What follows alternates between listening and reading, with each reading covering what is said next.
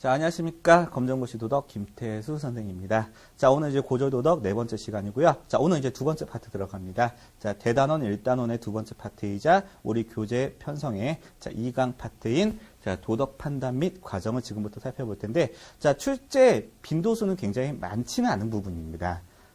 그렇지만 여러분들 그 난이도만 봤을 때는 모든 단원 중에서 가장 어려운 단원이 아닌가라는 개인적인 생각을 하고요. 따라서 여러분들 다른 단원보다 특별히 깊이 있게 여러분들이 공부하시고 그다음에 반복하는 연습이 필요한 단원입니다. 자, 그럼 바로 내용 들어가도록 하겠습니다. 자, 우리가 제일 먼저 만나는 단어가 있습니다. 자, 도덕적 문제라고 하는 게 있습니다. 이거 제목이 잘못 들어갔으니까 지우시고요. 자, 도덕적 문제라고 하는 게 뭐냐면요.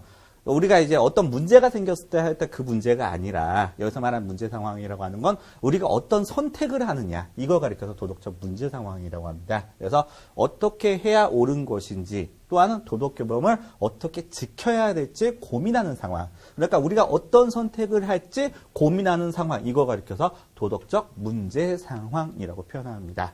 자, 그러면 이 도덕적 문제 상황이라고 하는 거 왜 발생합니까? 자, 인간 살면서 수많은 도덕적 갈등 상황에 직면하게 되고요. 왜요? 정답이 딱 정해지지 않는 부분들이 굉장히 많이 있겠죠. 왜? 도덕이라고 하는 것 자체가 약간 추상적인 개념이 많기 때문에 그다음 사람마다 다르게 받아들일 수가 있잖아요. 이런 이유 때문에 자, 여러 가지 도덕적 갈등과 문제 상황이 항상 우리 앞에는 열려져 있습니다. 이렇게 이해하시면 되겠고요. 자, 그러면 이런 경우에서 우리는 뭘 해야 돼? 도덕적 문제를 해결하기 위해서 우리는 그 과정 속에서 도덕적 판단을 해야 됩니다.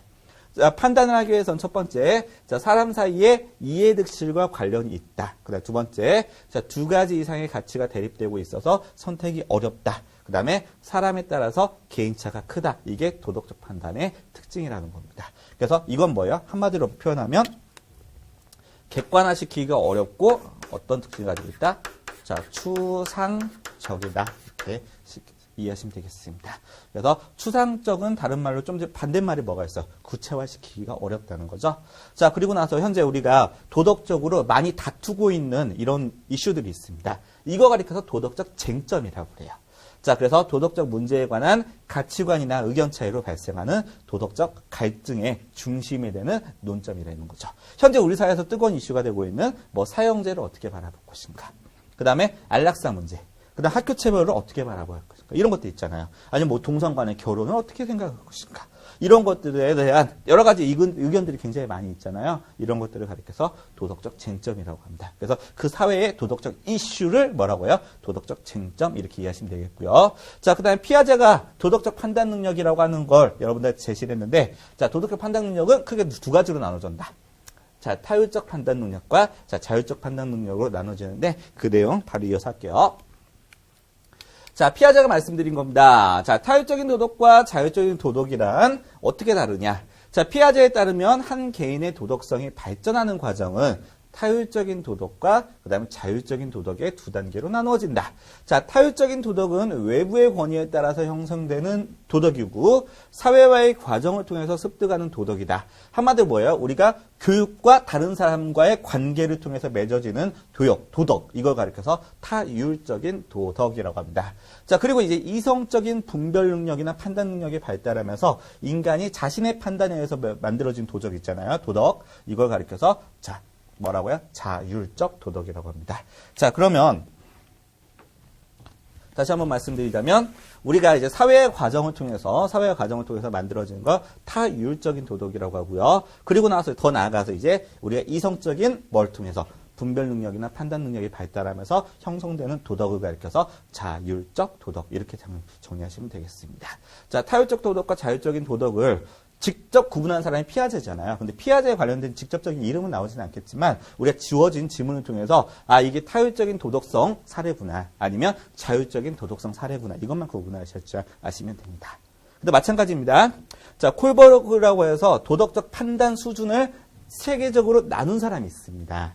자, 이 사람은 어떻게 나눴냐면요. 첫 번째, 인습 이전 수준, 그 다음에 인습 수준, 그 다음에 인습 이후 수준 해가지고요. 각자의 2단계씩에서 1, 2단계, 3, 4단계, 5, 6단계 해가지고 6단계로 나눴고요. 크게는 이제 3단계로 나눈 거죠.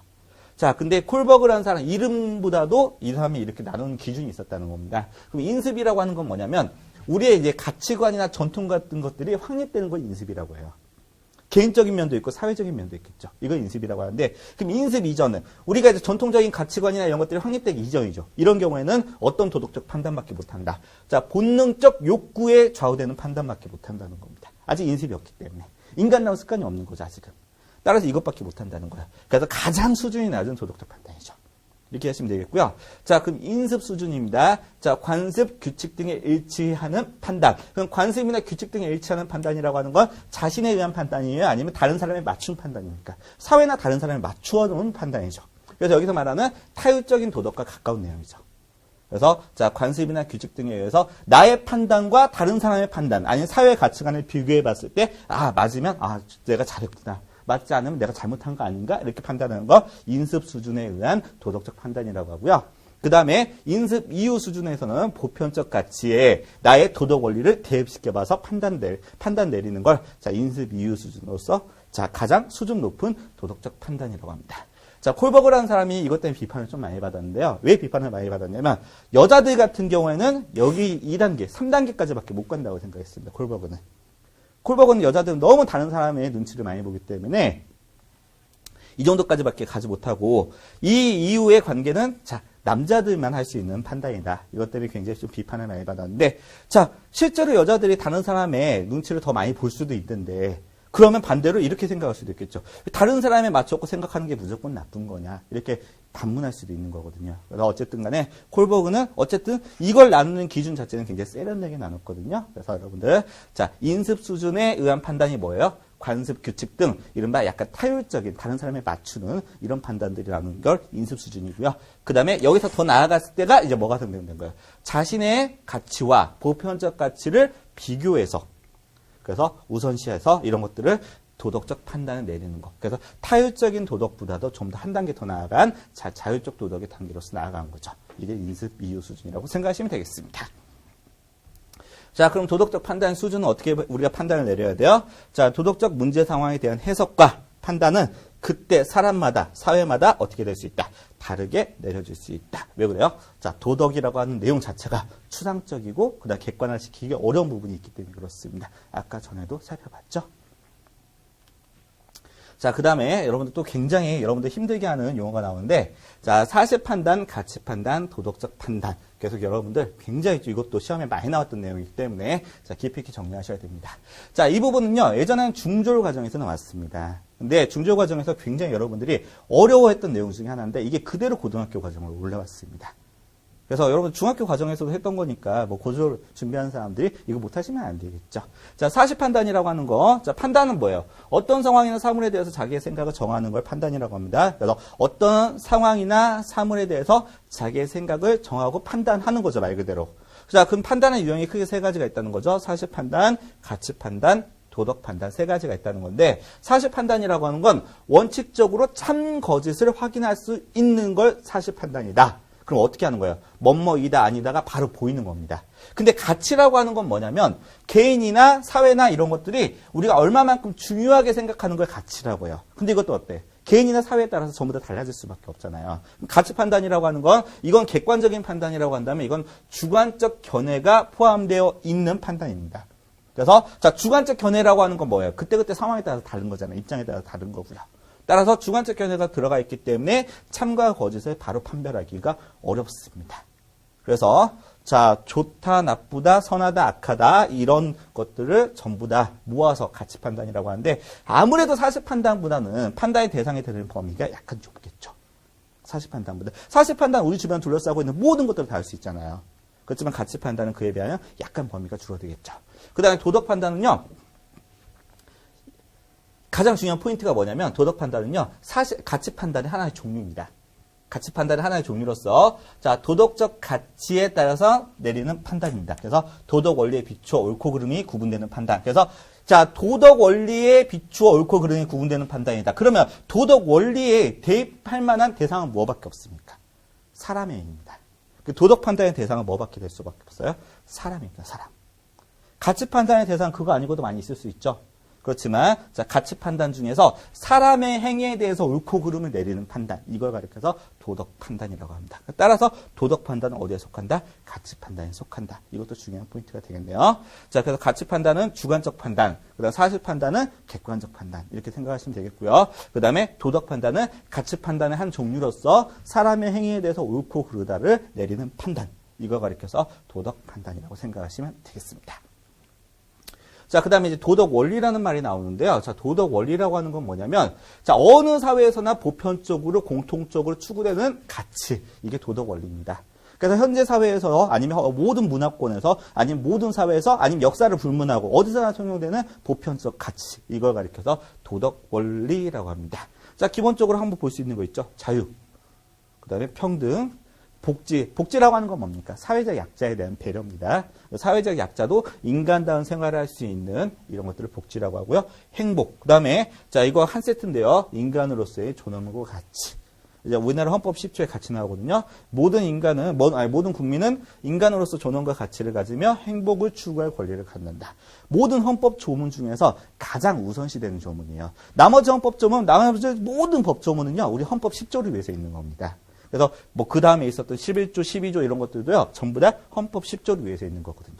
이런 것들은 우리 사회에서만 강조되는 게 아니라 어때요? 근대 국가라고 하면 어느 사회에서는 전부 다 강조되는 거잖아요. 이런 것들이 뭐야? 어느 사회에서나 통용되는 보편성이 있죠. 이런 것들을 가리켜서 도덕 원리라고 합니다. 이렇게 이해하시면 되겠어요. 도덕 원리라고 하는 건 어느 사회에서나 추구될 수 있는 보편적인 도덕 법칙, 이렇게 이해하시면 되겠습니다.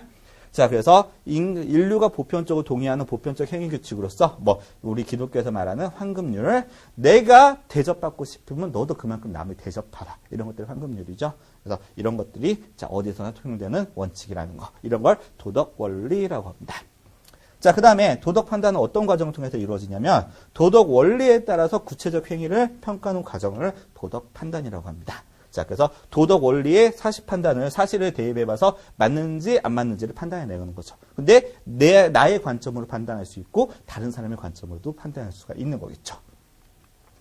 자, 그래서 도덕 판단의 과정 한번 살펴보겠습니다. 자, 먼저 도덕 원리를 제시를 해야 되겠죠. 자, 도둑질은 나쁘다. 그 다음에 사실도 제시를 해야겠죠. A는 도둑질을 했다. 그래서 사실을 도덕에 대입해봤습니다. 그랬더니 어때요? A는 도둑질을 했기 때문에 나쁘다. 그래서 A의 행위는 어떻다? 나쁘다. 이렇게 판단하는 과정. 이런 것들이 이제 도덕 판단의 가장 대표적인 과정입니다. 따라서 도덕적 판단은 도덕 원리와 사실 판단을 토대로 이루어지는 가치 판단이다. 자, 다시 한번 말씀드리자면 도덕 판단은 무슨 판단의 하나의 종류다? 가치 판단의 하나의 종류다. 지문으로서 제일 많이 나오는 겁니다. 자, 따라서 도덕 원리를 받아들이고 사실 판단이 참의로 입증되어야 도덕적 판단을 수용할 수 있다. 이렇게 이해하시면 되겠네요. 자, 그 다음에, 자, 의무론적 윤리설과 목적론적 윤리설이라고 하는 굉장히 짜증나게 여러분들을 어렵게 만들어주는 새로운 내용이 나왔는데요. 간단히 설명드리겠습니다. 자, 의무론적 윤리설은 뭘 강조하는 거냐면, 여기 나오는 동기라고 하는 걸 강조합니다. 동기라고 하는 건 뭐예요? 우리가 무슨 마음을 가지고 무슨 행동을 했느냐예요. 그러면 마음을 중요하게 생각하는 걸 동기주의라고 합니다. 그래서 우리가 이런 행동을 하게 된 동기가 중요하다는 거죠. 그래서 행위의 결과가 중요한 게 아니라 동기가 중요한 겁니다. 그래서 행위의 결과가 아니라 행위를 하게 된 동기에 주목하는 것으로서 행위에 한 동기가 뭐야? 우리가 하는 도덕 법칙이나 도덕 원리라고 할 수 있겠네요. 자, 도덕 법칙, 도덕 원리나 명령에 따르는 것을 인간의 의무로 본다. 그러면 도덕 원리나 도덕 법칙에 따른 동기를 가지고 어떤 행위를 했어요. 그런 행위 자체는 어떤 행위? 선한 행위 이렇게 보는 겁니다. 그래서 다시 한번 말씀드리자면 도덕 법칙에 따른 동기를 가지고 어떤 행위를 했으면 그 결과 여부에 상관없이 그 자체는 선한 행위 이렇게 바라보는 걸 의무론적 윤리설이라고 합니다. 가장 대표적인 사람은요. 자, 독일을 대표하는 철학자죠. 임마누엘 칸트고요. 자, 무조건적인 명령인 도덕 법칙 이걸 가리켜서 이 사람은 정언 명령이라고 했습니다. 항상 옳은 명령. 자, 정언 명령에 따라서 하는 거를 행위의 도덕적 행위이다. 정언 명령에 따른 행위가 도덕적 행위입니다. 그래서 정언 명령은 뭐예요? 자, 무조건적인 명령인 도덕 법칙 또는 도덕적 의무에 따른 행위, 이걸 정언 명령이라고 하는데 이런 행위가 무슨 행위이다? 자, 도덕적 행위이다. 그럼 결과는 중요하지 않다는 거죠. 자, 근데 목적론적 윤리설은 반대입니다. 결과가 일단 중요합니다. 그래서 최선의 결과를 가져오는 행위를 도덕적 행위로 생각하는 거예요. 따라서 자 결과에 가장 대표적인 게 뭐가 있다? 인간의 행복이나 쾌락입니다. 이것도 수치화시킬 수 있다고도 표현합니다. 숫자로 표현할 수 있다고 해서 양으로도. 그래서 행복이나 쾌락을 인간이 추구해야 될 목적으로 본다. 이건 뭐예요? 겉으로 나타난 결과죠. 그래서 결과를 목적으로 봐서 무슨 윤리설? 목적론적 윤리설이라고도 표현합니다. 자, 이거는 쾌락이나 이런 것들은 어때요? 이익을 추구하는 거죠. 그래서 다른 말로 이기주의적 윤리설이라고도 표현할 수 있는데, 자, 옳은 행위란 자신에게 이익이 되는 행위이다. 그 다음에 자신에게 좋은 결과가 나오는 행위를 자, 옳은 행위다 이렇게 바라보는 겁니다. 자, 이 가장 대표적인 사상이 공리주의입니다. 공리주의. 모두에게 이득이 되는 게 좋다는 거죠. 공리주의가 추구하는 건 뭐예요? 사회 전체 아니면 사회 최대 다수의 이득, 행복 이런 걸 추구하는 걸 공리주의라고 합니다. 가장 대표적인 게 영국의 벤담. 그 다음에 벤담 친구의 아들, 벤담 친구가 밀이거든요. 그 다음에 벤담 친구의 아들 존 스튜어트 밀. 제자기도 합니다. 벤담에. 이런 사람들을 공리주의자라고 하고, 벤담은 이제 양적 공리주의자, 이 사람은 질적 공리주의자 이렇게 표현합니다. 자, 근데 벤담이 남긴 유명한 말이 있죠. 최대 다수의 최대 행복. 이 사람 추구하는 가치입니다. 사회의 가장 대표적인 계층에게 가장 행복을 주고 가장 이득이 되는 걸 추구하는 게 이 사람의 벤담의 공리주의고요. 자, 밀은 이런 표현도 썼죠. 쾌락도 약간 질적인 차이가 있다. 자, 그래서 자신은 뭐라고 했죠? 배부른 돼지보다 배고픈 소크라테스가 되겠다는 유명한 말 남긴 사람이 이 밀입니다. 자, 공리주의는 뭐를 추구했어요? 옳은 행위는 사회 전체에 이익을 가져오는 행위. 이익이라고 하는 게 뭐라고 했습니까? 계속 강조하죠? 뭐예요? 결과입니다. 결과가 곧 뭐가 돼요? 목적이 됩니다. 그래서 이걸 목적론적 윤리설, 결과주의. 그 다음에 결과주의는 뭘 추구해? 이득을 추구하기 때문에 이기주의적 윤리설. 여러 가지 파생적인 방법을 쓸 수 있는데, 자, 가장 큰 건 여러분들이 이런 지문들을 보면서 뭘 추구하느냐. 얘는 뭘 추구해? 마음속에 있는 동기를 추구하죠. 얘는 뭘 추구해? 겉으로 나타나는 결과를 추구하죠. 그래서 여러분들 구분할 줄 아는 게 가장 중요합니다. 이렇게 이해하시면 되겠고요. 이런 이름들은 절대 외우지 마세요. 특히 공리주의자 벤담 밀은 여러분 절대 외우실 필요는 없습니다. 그냥 구분만 할 줄 아시면 돼요. 이런 주장이 있었다는 거. 이렇게 하시면 되겠습니다. 자, 읽기 자료 바로 볼게요. 자, 의문론적 윤리설의 가장 대표적인 사람은 칸트입니다. 칸트 여러 가지 일화를 많이 남긴 사람이죠. 그래서 뭐 영국에서 가장 존경받는 사람은 셰익스피어가 있다면 독일에서 가장 존경받는 사람은 칸트가 있다. 그다음에 굉장히 규칙적인 생활을 즐겨했던 분이십니다. 그래서 그 칸트가 살고 있던 마을에 그 아주머니들은요, 칸트가 산책하는 시간에 맞춰가지고 밥 준비를 했습니다. 항상 일정한 시간에 산책을 했기 때문에. 그래서 굉장히 유명한 일화를 많이 남기신 분인데, 자, 칸트는 자신의 행동이 항상 뭐에? 보편적 도덕 법칙, 그 도덕 원리에 근거를 두고 있다면, 자, 옳은 것으로 보아야 된다는 입장을 견지한다. 자, 즉, 행위의 옳고 그름을 판단할 때는 행위의 결과가 중요한 게 아니라 뭐에? 행위의 동기에 초점을 맞춰야 된다는 것이다. 자, 왜냐하면 도덕 법칙은 인간의 감각적 세계를 초월한 것에 있는 것으로 행위의 결과에 상관없습니다. 도덕 법칙은 인간의 감각보다 위에 있는 거라는 겁니다. 인간의 감각 따위가 겉으로 드러나는 건 중요하지 않단 말이에요. 도덕 법칙이 더 위에 있으니까. 따라서 인간의 감정보다 더 중요한 게 뭐예요? 도덕 법칙에 따른 행위라는 거죠. 왜 그게 더 위에 있는 거니까. 따라서 자, 칸트가 강조하는 것은 도덕 법칙이란 나 개인에게만 적용되는 도덕 법칙이 아니라 모든 사람들에 의해서 옳다고 받아들여지는 자, 적용되는 도덕 법칙이 아니라 자, 보편적 도덕 법칙에 해당한다. 자, 이와 같은 도덕 법칙은 거짓말을 해서는 안 된다. 자, 남의 물건을 훔쳐서는 안 된다와 같은 의무적 명령과 같다. 그래서 이걸 정언 명령이라고도 표현합니다. 이렇게 하시면 되겠고요. 자, 이제 공리주의 한번 보겠습니다. 자, 목적론적 윤리설의 하나인 공리주의는 행복이 삶의 목표라고 주장하며, 자, 도덕적 행위라는 행위의 결과가 보다 많은 사람들에게 보다 많은 쾌락을 가져다 주는 것이라고 주장한다. 그래서 이걸 표현하는 말이 최대 다수의 최대 행복이라고 하죠. 따라서 공리주의는 행위의 동기가 아닌 결과에 더욱 주목한다. 자, 만약 하나의 엄마를 도와주기 위해서 설거지를 시작했으나 컵을 깨트려 집안을 엉망으로 만들었다면, 자, 좋은 의미에서 한 거죠. 좋은 동기로 한 거잖아요. 자, 내가 도와주기 위해서 설거지를 시작했으나, 자, 그릇을 깨트려서 집안을 엉망으로 만들었다면 그것은 아이의 순수한 동기와는 상관없이 결과적으로 나쁜 행동이 된다. 자, 따라서 공리주의자에서는 사형제도와 같은 사회제도가 소수의 희생에도 불구하고 다수의 사람들에게 유용한 결과를 가져오기 때문에 허용되어야 된다고 본다. 자, 그래서 공리주의자가 사형을 허용해야 된다고 보았기 때문에 그러면 앞에 나오는 칸트는 사형제를 반대했을까요? 그건 아닙니다. 칸트는 죽일 사람은 죽여야지 이게 뭐예요? 도덕법칙에 맞다 이렇게 생각한 겁니다. 그 다음 벤담은 뭐예요? 죽일 사람은 죽여야지 뭐예요? 그 사람들의 희생 때문에 나머지 다수의 사람들이 자 유용한 결과를 가져올 수 있다. 어쨌든 간에 뭐 같은 결론이지만 근데 과정은 분명히 다른 거죠. 이렇게 이해하시면 되겠습니다. 자, 지금부터 스피드 체크 한번 볼게요. 자, 가치 판단의 하나로서 사람의 인품이나 특정 행위에 대한 시비 선악을 가리기 위한 판단. 자, 가치 판단 하나로서 나오는 무슨 판단? 이걸 가리켜서 도덕 판단이라고 하겠죠. 그 다음에 겨울은 춥다. 그 다음 쇳덩이는 무겁다. 바닷물은 짜다 등의 판단은 자, 뭐와 관련이 있습니까? 자, 이거는 뭐예요? 가치가 들어갔어요? 안 들어갔어요? 안 들어갔죠. 겉으로 드러나는 사실만 나왔죠. 그래서 무슨 판단? 사실 판단이죠. 그래서 바로 옳고 그름을 참과 거짓을 바로 구분할 수 있겠죠. 그 다음에 행위의 결과가 아닌 행위의 동기에 주목하는 입장을 무엇이라고 합니까? 자, 행위의 동기에 주목합니다. 자, 뭐예요? 의문론적 윤리설. 그 다음에 동기주의. 뭐 이렇게도 쓸 수 있겠습니다. 자, 그 다음 최선의 결과를 가져오는 행위를 옳은 행위를 보는 관점을 무엇이라고 합니까? 자, 이건 무슨 윤리설이죠? 목적론적 윤리설. 그 다음에 결과주의. 이렇게도 표현할 수 있겠네요. 그 다음에 목적론적 윤리설의 한 종류로서 자신에게 궁극적으로 이익이 되는 행위. 자, 이익이 되는 행위가 옳은 행위다. 뭐예요? 이기주의적 윤리설이죠. 이렇게 하시면 되겠고요. 자, 최대 다수의 최대 행복이라는 말로서 대표되며 사회 전체에 이익이 되는 방향이 윤리적으로 옳다고 보는 관점을 무엇이라고 합니까? 자, 벤담이나 존 스튜어트 밀 이런 사람들이 강조했던 무슨 사상? 공리주의입니다.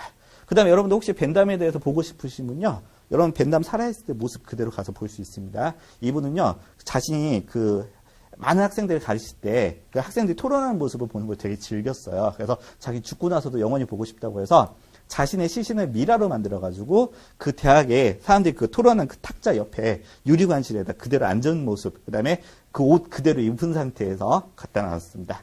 근데 그 미라가 다른 부분은 잘 돼가지고 잘 유지가 됐는데 얼굴만 썩었어요. 그래서 얼굴 썩었기 때문에 얼굴이 떨어져 나갔거든요. 목 위에만. 그래서 벤담 같은 경우에는 그 목 위에 있는 부분은 이제 모조폼으로 다시 씌워놨고, 그렇지만 그러면 그 사람을 영원히 볼 수 없잖아요. 그래서 썩은 얼굴 부분은 다시 밑에다 따로 이렇게 보관해놨습니다. 그래서 살아있을 때 모습 그대로 볼 수 있는 유명한 미라들 있잖아요. 그 중에 하나입니다. 그래서 일부러 미라를 만든 유명한 사람들 많이 있죠. 가장 유명한 사람이 이제 소비에트 사회주의 공화국 연방 소련을 만든 레닌 이런 사람들. 레닌 같은 경우도 살아있을 때 모습 그대로 여러분들 볼 수 있는데 한번 알아두셨으면 좋겠고요. 자, 지금부터 이제 실력 확인 문제 살펴보겠습니다. 자, 도덕적 갈등 사례라고 볼 수 없는 겁니다. 자, 안락사는 허용되어야 되는가? 이거 가지고 사람들이 싸울 수 있죠. 도덕적 쟁점 될 수 있죠. 자, 사용제도는 유지되어야 되는가? 찬반 양론 우리나라 굉장히 시끄럽죠. 근데 우리나라 같은 경우에는 거의 사용제도가 있어야 된다고 바라보는 사람이 98% 이상입니다. 약간 감정적이기 때문에 그렇습니다. 근데 제가 개인적으로 드리고 싶은 말씀 중에 하나가 사용제도에 대해서 찬성한다고 해서 제가 뭐라고 하고 싶은 생각은 없습니다. 찬성하는 사람 입장도 충분히 이해는 돼요. 근데 여러분들 만약에 어디서 토론 같은 걸 시켰다. 그럼 논리적으로는 사용제도 없애는 방향으로 보는 게 논리적으로는 이깁니다. 논리적으로는요. 감정적으로는 몰라도. 그래서 기왕에 여러분 토론 같은 거 할 때가 되면 이거는 사용제도 폐지 쪽으로 붙는 게 조금 더 유리하다는 거 힌트 하나 주시고요. 드리겠고요. 자, 인간복제는 허용돼야 되는가? 여기서도 윤리적 관점 분명히 들어갈 수 있겠죠. 이거. 인간복제 훈련. 근데 올해 경제 성장 지수는 상승하여 있는가? 이건 말 그대로 뭐예요? 그냥 사회적, 그 다음에 경제적, 그 다음 지표일 뿐이죠. 이거는. 그 다음에 판단일 뿐이고요. 그래서 1번, 2번, 3번은 도덕적 갈등이자 도덕적 쟁점 사례도 될 수 있겠죠. 그 다음에 도덕적 문제 상황도 될 수 있겠죠. 그렇지만 4번은 그냥 말 그대로 사회적 쟁점이 되겠습니다. 그 다음에 2번 40판단에 해당하는 겁니다. 자, 12선악을 바로 가릴 수 있는 거죠. 자, 네 목소리는 참 멋있어. 자, 목소리가 멋있다고 생각하는 사람도 어떤 사람이, 다른 사람이 들으면 어때요? 토 나오는 목소리가 될 수도 있겠죠. 혹시 여러분들 그 자신 목소리를 자기가 들어봤습니까? 저도 이제 제 목소리 들으면 정말 짜증나거든요. 자, 그래서 네 목소리는 참 멋있어. 이건 어때요? 사람들의 가치, 그다음 주관적인 가치에 따라서 달라질 수밖에 없잖아요. 저음을 좋아하는 사람도 있고 고음을 좋아하는 사람도 있고 다 다르기 때문에. 그다음 삼각형의 내각의 합은 180도이다. 맞죠? 세 개 다 합치면 180도 되죠? 이건 말 그대로 뭐예요? 40판단이죠. 옳다 그러다 바로 보이잖아요. 이거는. 40판단이고요. 자, 민영아 연필을 그렇게 잡으면 안 돼. 자, 이 말하는 분이 자기가 생각하는 가치로 봤을 때 연필을 그렇게 잡으면 안 된다라고 판단하는 거죠. 그래서 이거는 주관적인 가치가 들어가는 거겠고요. 자, 자연을 훼손하는 것은 옳지 않은 일이야. 이것도 마찬가지죠. 이거는 가치 판단이자 뭐까지도 같이 됩니까? 도덕 판단도 같이 되겠습니다. 그래서 가치 판단이자 도덕 판단입니다. 자, 다음 글에서 알 수 있는 도덕 판단은 해서 나왔습니다. 자, 교실 책상에 낙서를 해서는 안 돼. 그것은 공공기물을 훼손하는 행동이야. 한번 보겠습니다. 자, 교실 책상은 우리 모두의 것이야. 교실 책상에 낙서를 해서는 안 된다. 공공기물을 훼손하는 행동은 안 된다. 자, 공공기물을 훼손하는 것은 교칙에 어긋난다. 자, 다음 글에서 알 수 있는 도덕 판단 가장 대표적인 게 뭐가 있습니까? 자, 뭐죠? 자, 교실 책상에 낙서를 해서는 안 돼. 그거는 공공기물을 훼손하는 행동이야. 그러면 여기서 내릴 수 있는 도덕 판단은 뭡니까? 이건 도덕 뭐가 돼요? 원리죠. 근데 낙서를 하는 건 뭐가 되는가? 사실이죠. 그러면 사실을 그대로 대입하면 뭐가 되는 거야? 교실 책상에 낙서를 해서는 안 된다. 그 다음에 공공기물을, 여기 도덕 판단이니까 도덕 원리가 아니잖아요. 그럼 정답 몇 번? 2번이 되겠습니다. 그 다음에 7번 보겠습니다. 자, 다음 중에서 사실 판단에 해당하는 거. 경치가 좋다. 좋다 아니다 할 수 있죠? 그 다음에 저 사람은 멋있다. 어때요? 이것도, 자, 이거 전부 다 사람들의 가치에 따라서 달라질 수 있는 거잖아요. 근데 학교는 공공건물이다. 이건 어때요? 사람들이 판단하는 게 아니라 주관적 가치로 판단하는 게 아니라 객관적인 사실이죠. 그 다음에 사람은 정직해야 된다. 이거는 가치 판단 플러스 뭐까지도 같이 됩니까? 도덕 판단도 같이 되겠습니다. 그래서 자 7번 같은 경우에는 자 사실 판단에 해당하는 거 몇 번? 3번이 되겠습니다. 그 다음에 14번 볼게요. 자 의무론적 윤리설에 대한 설명으로 적절한 거 나왔습니다. 자, 행복이나 쾌락을 인간이 추구해야 될 목적으로 본다. 자, 이건 뭐예요? 의무론적 윤리설이 아니라 목적론적 윤리설이죠. 이 행복이나 쾌락은 겉으로 드러난 결과죠. 그 다음에 이기주의 윤리설과 공리주의 윤리설이 이에 속한다. 이것도 마찬가지로 자, 목적론적 윤리설에 들어가는 거고요. 자, 최선의 결과를 가져오는 행위를 도덕적 행위로 간주한다. 이것도 마찬가지입니다. 그 다음에 행위의 결과보다는 행위를 하게 된 의지와 동기에 주목한다. 이게 의무론적 윤리설이 되겠습니다. 자, 사형제도의 반대 근거로 적절한 것을 다음 보기에서 모두 고른 건 나왔습니다. 자, 인간의 존엄성을 침해한다. 그러니까 반대하는 거죠. 인간의 생명권이라고 하는 건 누구도 뺏을 수 없는 건데, 우리가 이제 국가 권력이라고 하는 작용에 의해서 인간의 생명권을 뺏고 있는 거잖아요. 따라서 인간의 존엄성을 침해한다 맞고요. 자, 범죄 예방 효과가 미미하기 때문에 사형제도가 있을 필요가 없다는 거죠. 그러니까 이것도 반대 근거가 될 수 있겠습니다. 그 다음 흉악범죄가 일어나는 것을 억제한다. 그럼 사형제도가 필요한 거죠. 그 다음에 자 교화가 불가능한 중죄는 사회에서 격리한다. 이것도 그러니까 필요한 거죠. 그럼 디귿하고 리을 같은 경우에는 사형제도가 필요하다. 그 다음 기억하고 니은은 사형제도가 필요하지 않다. 이렇게 바라보는 거겠네요. 그러면 반대 근거니까 사형제도의 반대 근거입니다. 사형제도 폐지의 반대 근거가 아니라 정답 몇 번? 기억하고 니은 정답 1번이 되겠고요. 자 22번입니다. 자, 결과론. 그러니까 뭐예요? 목적론적 윤리설이죠? 자, 결과론에 대한 설명을 적절한 것을 다음 보기에서 모두 그런 거 나왔습니다. 자, 행위의 옳고 그름을 동기에서 찾는다. 아니죠. 결과에서 찾는 거죠. 동기가 아니라. 그 다음, 선한 동기에서 비롯된 행위만이 이것도 마찬가지입니다. 겉으로 드러나는 결과가 좋아야죠. 그래서 기억, 니은 틀렸고요. 자, 옳은 행위란 좋은 결과를 가져오는 행위입니다. 그 다음에, 자, 동기가 선하지 않더라도 좋은 결과를 가져오는 행위는 도덕적인 것으로서 여겨질 수 있다. 그래서 이거 자 결과론에 해당하는 건 몇 번입니까? 자 디귿하고 그 다음에 리을이 되겠습니다. 자 다음에서 나타난 도덕 논쟁의 원인은 무엇인가 썼습니다. 자 요즘 청소년들의 약물 사용이 증가하고 있다는데 정말 큰 문제야. 자 필요하면 약물을 사용할 수도 있지 않니? 나는 그것이 큰 문제가 될 것 같지 않아 라고 표현하니까 자 너희들은 약물이라는 말을 어떤 의미로 사용하고 있는 거니? 자, 먹으면, 그때 욱진이 뭐라고 표현했어요? 먹으면 환각상태를 일으키고 중독을 일으켜 생명까지도 위협할 수 있는 것 말이야. 근데 이 사람은 다르게 판단한 거죠. 그래? 나는 그냥 마약을 우리가 약 먹는, 우리가 아플 때 먹는 약처럼 생각한 거죠. 그래서, 그래, 너는 마약의 약물이라고 하는구나. 그렇다면 나도 그런 약물의 사용은 나쁘다고 생각해라고 했습니다. 그러면 이 둘에 나타난 도덕 논쟁의 원인은 뭡니까? 이 약물이라고 하는 개념 자체의 범위를 다르게 설정한 거죠, 둘이. 자, 그럼 몇 번입니까? 도덕 원리의 차이입니까? 사실 판단의 차이예요? 자, 핵심 용어의 이해 차이, 관련 자료의 차이. 여기서는 핵심 용어의 범위를 어떻게 설정하느냐가 차이가 벌어졌습니다. 정답 몇 번? 3번. 핵심 용어가 뭐였어요? 약물이라는 거였죠? 자, 마지막 문제 배웠습니다. 자, 가치 판단, 사실 판단, 도덕 판단에 대한 설명으로 맞는 것은 나왔습니다. 자, 도덕 판단은 도덕 규범과 관련지어 옳고 그름을 따지는 것이다. 자, 도덕 판단이 도덕 규범과 관련지어 맞는 거죠. 옳고 그름, 시시비비를 따지는 거다. 이것도 맞고요. 자, 가치 판단, 사실 판단, 도덕 판단 중 제일 범위가 넓은 것은 아무래도 뭐가 되겠습니까? 사실 판단이겠죠.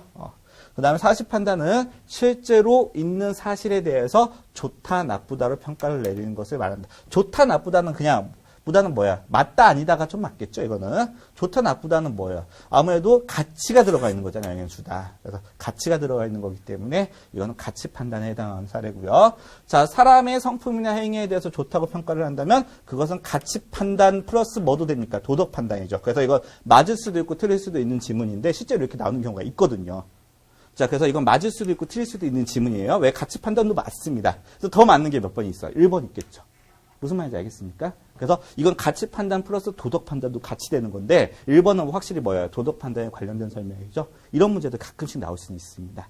정답 몇 번 여기서는 1번이 되겠습니다. 자, 여기까지 해서 문제풀이까지 마무리됐고요. 자, 다음 단원으로 찾아뵙도록 하겠습니다. 자, 수고 많으셨습니다.